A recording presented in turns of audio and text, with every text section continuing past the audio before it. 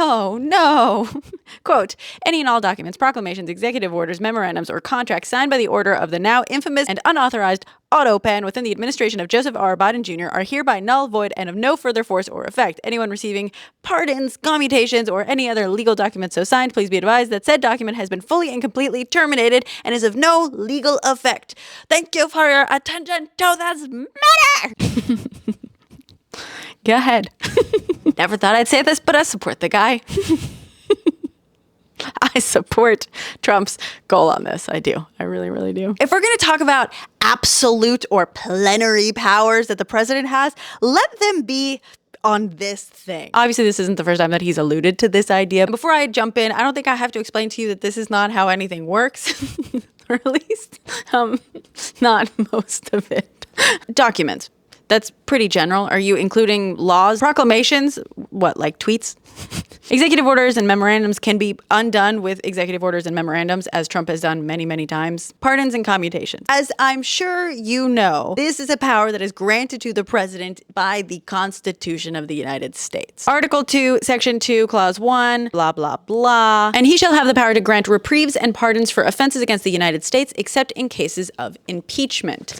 Cool. There is a world, however distant, in which they make a case to the Supreme Court that because the power of the pardon is solely and wholly within the hands of the president, that means that the president can also rescind a pardon if he so chooses. And they say, you know what?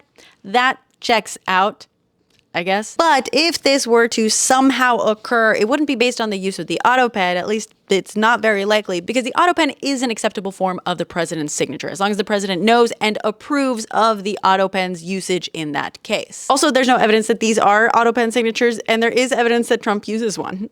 But, and this is where we get to the heart of the matter, of all the parts of the Constitution that he could try to build a little loophole into, I kind of like this one. I do. I have no problem with the idea that presidential pardons could become null and void with the next administration. None at all.